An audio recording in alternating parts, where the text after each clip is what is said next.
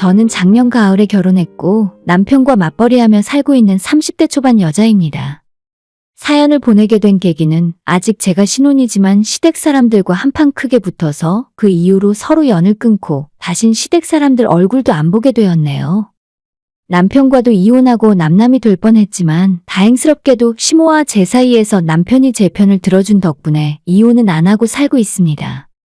하지만 만약 그때 남편이 시부모님 편을 들면서 저보고 먼저 사과하고 굽히고 들어가라는 소리를 했었다면 제가 사랑하는 남편일지라도 다시는 안 보고 살았을지도 몰라요.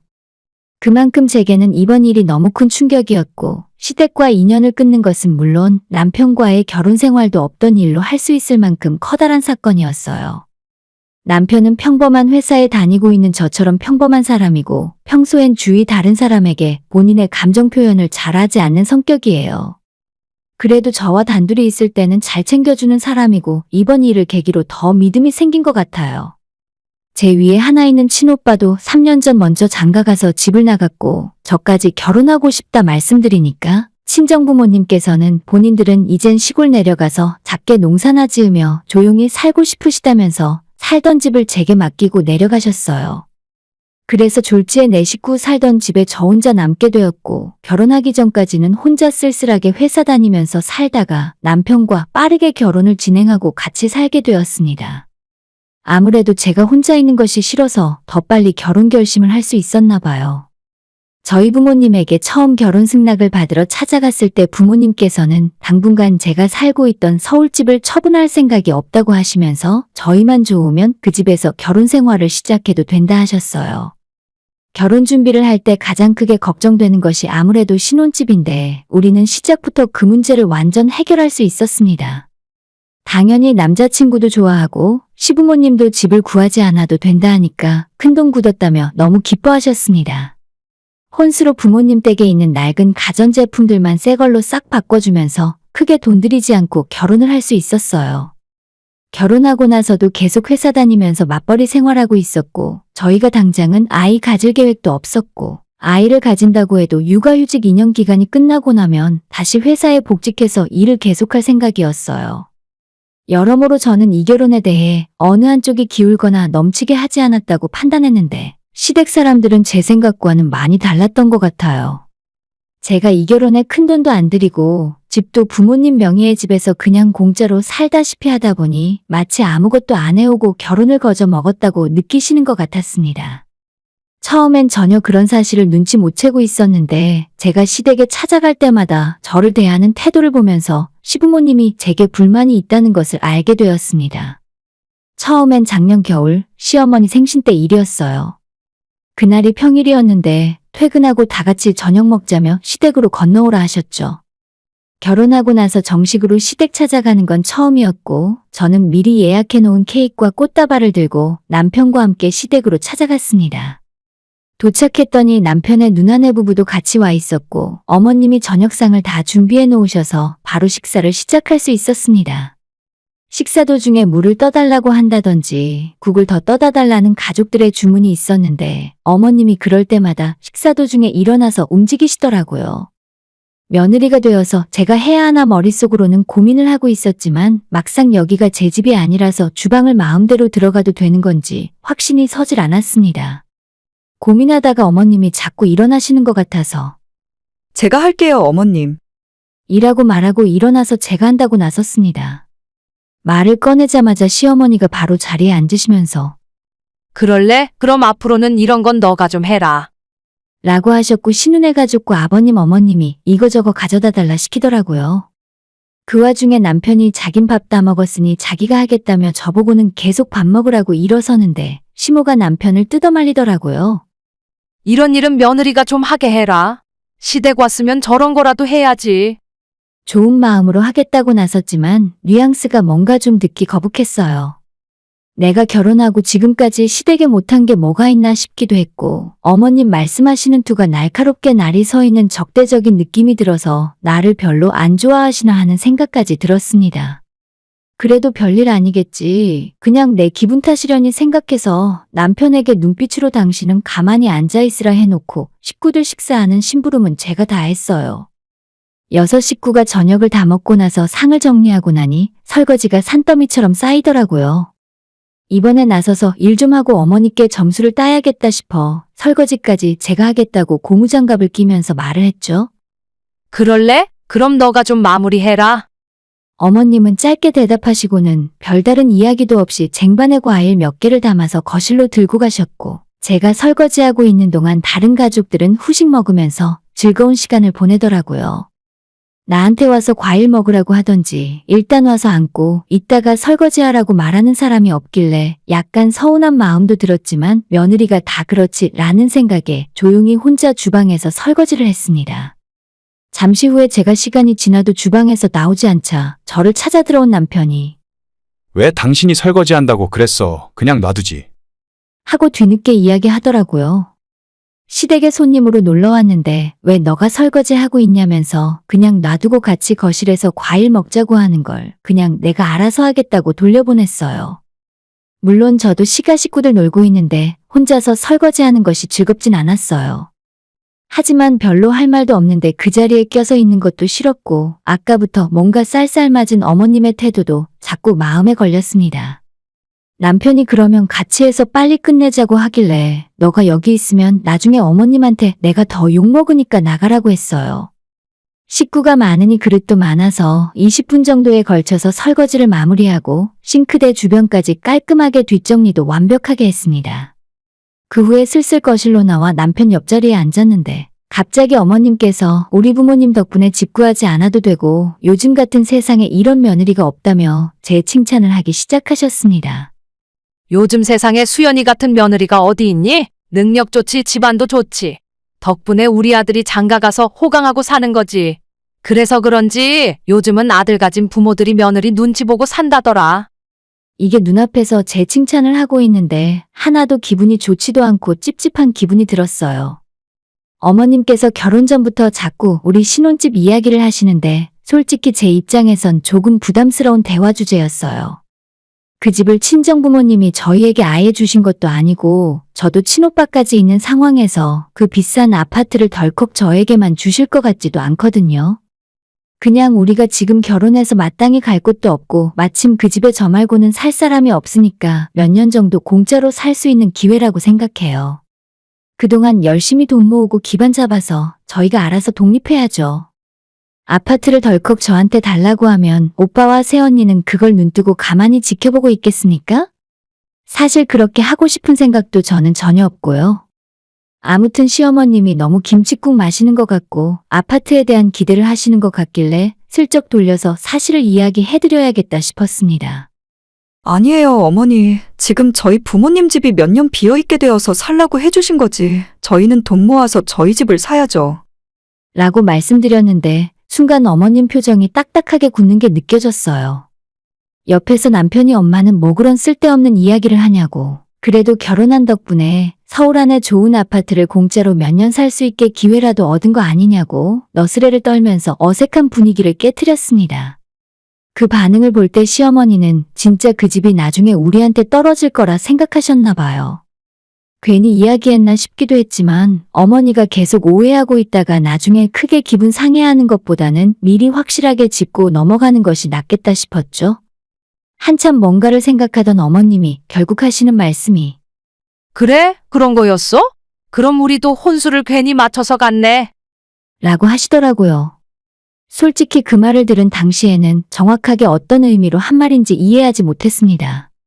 그때는 남편이 이제 아파트 이야기는 그만하자고 넘어가서 저도 깊게 생각하지 못했는데 집에 돌아와서 가만히 생각할수록 어머님의 그 말이 자꾸 신경에 거슬리더라고요.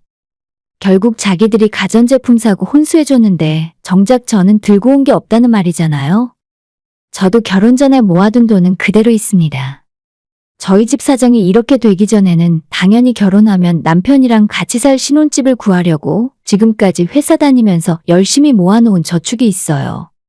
엄청 큰 돈은 아니지만 올해 말에 만기되는 적금까지 합하면 8천만 원 정도 현금이 있고 만약 진짜 집 구할 때 모자라는 돈은 저희 부모님께서 지원해 주실 수도 있습니다. 몇 년 전 우리 오빠가 장가갈 때 오빠 돈 1억 5천만 원에 부모님이 1억을 더 보태주셔서 전셋집 구해서 들어갔거든요.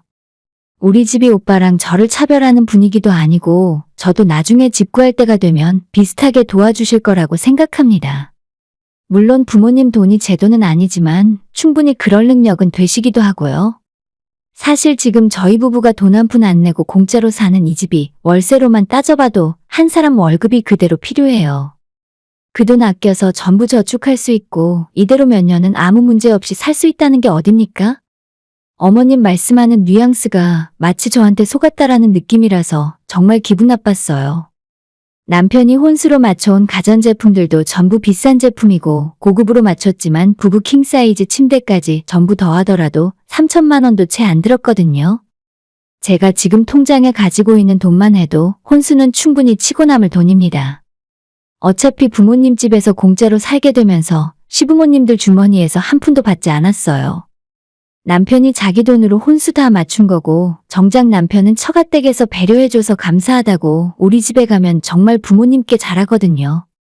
어머님 계산법이 좀 이상했고 왜 그렇게 생각하시는 걸까 의문이 들었지만 어차피 자주 보는 사이도 아니고 당분간 마주칠 일 없으니까 신경 끄고 살았습니다. 그런데 얼마 전에 어머님께서 주말에 새로 김치 좀 담그자고 하면서 시댁으로 건너오라 하셨어요. 작년 11월에 김장을 했었는데 그때 만든 김치는 거의 다 먹었고 묵은지만 조금 남아있어서 새로 하긴 해야 했거든요. 남편은 하필이면 그 주 토요일이 당직 근무하는 날이라서 어쩔 수 없이 저 혼자 시댁으로 가야 했습니다. 제가 넘겨짚어 생각하는 것일 수도 있지만 아마 시댁에서 그날이 남편 당직인 거 알고 일부러 김치하는 날을 그날로 정했는지도 모르겠네요. 아무튼 토요일 아침에 일찍 오라고 하셔서 10시에 시댁으로 건너갔는데 절인 배추랑 각종 재료들이 산더미처럼 쌓여 있더라고요. 작년 겨울에 하던 김장 때보다도 왠지 양이 더 많아진 것 같은 기분이었죠. 시댁에는 그날 아버님도 없었고 신우도 다른 볼일이 있다며 오지 않았고 오직 어머님과 저 둘뿐이었습니다. 작년 겨울에는 100포기 가까이 김장을 했지만 그땐 아버님과 저희 남편도 있었고 신우네 부부도 다 와서 같이 했기 때문에 일이 수월하게 빨리 끝났었거든요. 일단 절인 배추부터 씻어야 한다면서 베란다에서 배추를 헹구고 커다란 김장 고무통에 찬물을 잔뜩 받아서 절이기 시작했어요. 최근 날씨가 많이 풀렸지만 찬물에 손을 계속 담그고 있으니 시렵긴 하더라고요. 많은 배추를 뒤집고 헹구고 정리하다 보니 허리는 점점 아프기 시작했고 고무장갑을 끼고 있었지만 손끝에 감각이 없어졌어요. 그거 하고 나니 시간이 점심때쯤 되었고 어머님이랑 김치 속재료 다듬고 깍두기나 파김치 같은 걸 준비하다 보니 시간이 훌쩍 지나갔습니다. 그래도 아파트 베란다라서 다행이지 옛날 시대처럼 마당에서 김장을 했다면 아마 기절했을지도 모르겠다는 생각을 하면서 어머님이 시키는 대로 열심히 일을 했어요. 오전에 일찍 시작한 일은 해가 떨어질 때까지 이어졌고 저녁에 신우가 건너온다며 배추 속 넣는 일은 신우 오면 다 같이 하기로 했죠. 얼마 전 어머님 생신 때 일도 있고 해서 단둘이 있으니 좀 어색했지만 그런대로 견딜만 했습니다. 다른 준비는 다 끝났는데 배추에 짠기가 아직 덜 빠져서 한밤중이 다 됐는데도 계속 저는 헹구고 뒤집는 일을 하고 있었어요. 어머님이 여기 뒤집으라면 가서 뒤집고 저거 빼라고 하면 빼고 몇 시간째 이 짓을 반복하고 있는 건지 어머님이 계속 먹어보더니 아직 짠기가 덜 빠졌다며 헹구고 뒤집는 일을 반복하라고 시키셨죠. 속으로는 나 오기 전에 미리 준비해 놓으면 벌써 다 끝났을 텐데 하고 불평도 해보았지만 이 집만의 김장법이겠거니 생각해서 그냥 어머님 하는 일 잘 배워야겠다는 생각이었죠. 빨리 끝낼 수 있는 일이 점점 늦어지니 지루하고 몸도 피곤해졌습니다. 신우가 저녁 9시쯤 시댁에 도착을 해서 그 시간부터 다 같이 속 비비고 버무리기가 시작되었습니다. 그래도 둘이 하던 일이었는데 한 명 늘어서 셋이 하니까 작업의 속도가 나고 좀 빨라지더라고요. 신우가 오는 길에 돼지고기를 사와서 늦었지만 수육도 올려놓고 같이 하니까 11시가 되기 전에 모든 일을 끝낼 수 있었습니다. 각자 집에서 가져온 김치통에 김장김치를 다 옮겨 담았고 속 비비는데 사용한 김장 매트나 온갖 설거지거리는 베란다로 다 옮겨놨어요.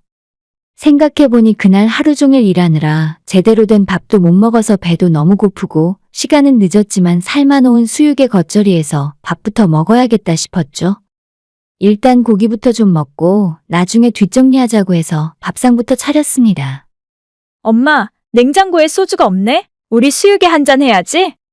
신우가 소주 없이는 수육 못 먹는다고 하길래 어머님이 빨리 저보고 나가서 사오라고 시키더라고요. 몸도 피곤하고 귀찮기도 해서 저녁이고 뭐고 그냥 집에 가고 싶었지만 어차피 여기까지 한 일인데 마무리 잘하자 싶어서 지갑 들고 밖으로 나왔습니다. 시댁의 아파트 2층이었는데 마늘 냄새, 양념 냄새 때문에 베란다 창문을 열어놓고 일을 했기 때문에 집안에 TV 소리까지 다 들리더라고요. 일부러 들으려고 한 건 아니지만 하필 시댁 집 앞을 지나갈 때 어머님이랑 신우가 웃으며 하는 이야기가 제 귀에 들려왔습니다. 아니, 엄마는 그래서 나 올 때까지 계속 배추 씻으라고 시킨 거야? 그렇다니까? 사실 아까 낮에 다 됐는데 고생 좀 해보라고 그런 거지. 내가 걔만 보면 아주 얄미워 죽겠어. 결혼할 때까지만 해도 그 집을 자기 것처럼 이야기해서 우리한테 혼수 맞춰오라고 하더니 이제 와서는 입 싹 닫고 지 거 아니라고 하잖니? 불려우 같은 게 착한 내 아들 꼬셔서 사는 거 보면 속에서 천불이 난다. 내 귀에 들려오는 말들이 진짜 무슨 소리인가 싶었습니다. 저는 어떻게든 시키는 대로 일을 해서 빨리 끝내고 싶었는데 시모는 처음부터 저를 힘들게 골탕 먹일 궁리만 하고 있었습니다. 어쩐지 자꾸 시도 때도 없이 배추 씻고 뒤집어야 한다며 일하라고 닥달할 때마다 시댁에서는 친정에 비해 너무 힘들게 김장을 하는구나 싶었는데 그 모든 것이 저를 골탕 먹이기 위해서 일부러 만든 상황이라는 게 어이없고 비참한 기분이 들었습니다. 제가 오늘 하루 시댁에 와서 완전 바보가 된 것 같았어요. 잠시 후에 제가 소주를 사서 집에 돌아왔고 저는 두 사람에게 나는 저녁 안 먹을 테니까 몸이 안 좋아서 먼저 가보겠다 이야기하고 옷 챙겨 입고 나왔어요. 어머님이랑 신우가 그런 저를 붙잡으며 같이 김치 담그느라 고생했는데 저녁 먹고 가지 왜 벌써 가냐고 웃으며 말을 거는데 그 웃는 모습이 너무 가증스러워 보이고 속으로는 제 욕을 하며 딴 마음을 품고 있다는 생각이 드니까 미치겠더라고요. 그래도 싸우기 싫어서 그냥 나오려고 하는데 제 뒤통수에 대고 하는 어머님의 말이 결정적이었습니다.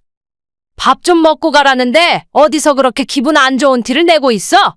너가 뭘 잘했다고 얼굴 표정이 그 모양이야?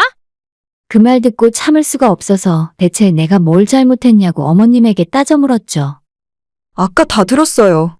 저 고생시키려고 일부러 그러셨다면서요? 아무리 제가 미워도 그렇지 어떻게 그러실 수가 있어요? 마음 같아서는 당당하게 제가 할 말 하고 싶었는데 막상 화를 내고 보니까 억울한 마음에 눈물이 먼저 나오더라고요. 제가 울자 시모와 신우가 당황하며 자기들이 뭐 잘못한 게 없는데 왜 우냐고 괜히 자기들 나쁜 사람 만들지 말라더군요. 저도 더 있기 싫어서 그대로 시댁을 빠져나왔고 안 내던 화를 냈더니 다리가 다 풀려서 택시 잡아 타고 집으로 돌아왔습니다. 집에 가고 있는데 남편에게 전화가 오더니 갑자기 무슨 일이냐 묻더라고요. 많이 놀란 듯한 남편 목소리 들으니까 저도 분한 마음이 속에서 확 올라왔지만 택시 아니라 기사님도 있고 남편에게 우는 모습 보이기 싫어서 꾹 참았습니다. 그날 하루 있었던 일과 아까 베란다에서 훔쳐들은 이야기를 남편에게 했더니 남편이 한참 동안 아무 말 못하다가 한숨을 푹 쉬고는 일단 저는 집에 가서 쉬고 있으래요. 남편의 전화 끊고 어떻게 집에 돌아왔는지 기억도 잘 나지 않아요. 그날 아침부터 한 끼도 못 먹었는데 배고픈 것도 있고 집에 오자마자 안방에 들어가서 기절하듯 잠들었어요. 몸도 여기저기 너무 아프고 어머니랑 신우가 나를 그렇게까지 싫어할 줄은 꿈에도 몰라서 정신적으로 받은 충격도 상당했습니다. 한참 자고 일어났는데 옆자리에 남편이 있더라고요. 자기도 엄마가 저한테 약간 불만을 갖고 있다는 건 알고 있었는데 이런 식으로 집에 불러다가 꼬장 부릴 줄은 몰랐다 하네요. 앞으로 당신은 우리 집에 가서 고생할 필요 없어. 명절에도 나 혼자 가면 되니까 당신은 장모님 댁으로 가. 너랑 우리 엄마가 서로 얼굴 마주치면 싸우기밖에 더 하겠어? 남편이 제가 자는 사이에 시댁으로 쳐들어가 신우와 시모에게 왜 죄 없는 며느리를 괴롭히고 못살게 구냐고 한판하고 온 모양이었어요. 덕분에 저는 앞으로 시댁에 불려갈 일도 없고 시어머니와 연락조차 서로 하지 않는 사이가 되었습니다. 남편이 모든 연락은 자기한테 하라고 했고 두 사람은 저한테 따로 전화하는 일 없게 하라고 확실하게 이야기하고 왔답니다. 지금까지 살아오면서 모난 데 없고 둥글둥글한 성격이라는 주변 평가를 받았고 학창 시절부터 선생님과 친구들이랑 잘 지내며 살았기 때문에 누가 이렇게까지 저를 이유 없이 싫어하고 괴롭힐 수 있다는 걸 처음 알게 됐어요. 그게 제가 평생 보고 살아야 할 수도 있는 시어머니였다는 사실도 충격이고, 그래도 남편이 중간 역할을 잘해줘서 다행이라는 생각입니다. 정말 이번엔 남편이 시어머니 편들고 제가 시댁에서 버릇없이 뛰쳐나왔다는 식으로 말했으면 우리 부부 사이가 어떻게 됐을지 몰라요. 그만큼 이번 일은 제게는 큰 충격이었으니까요. 시댁과 사이가 멀어지게 된 것은 안타까운 일이지만 덕분에 남편과 저는 더없이 큰 믿음을 갖게 된 것 같아요. 남들이 다 저한테 뭐라고 해도 제 말을 가장 믿어주고 제 편이 되어주는 사람이었네요. 굳이 저를 싫어하는 사람들한테 잘 보이려고 할 필요 없이 남편과 둘이 행복하게 살 겁니다. 오늘의 사연은 여기까지입니다. 구독과 좋아요, 알림 설정 부탁드려요. 다들 행복하시고 좋은 하루 되세요.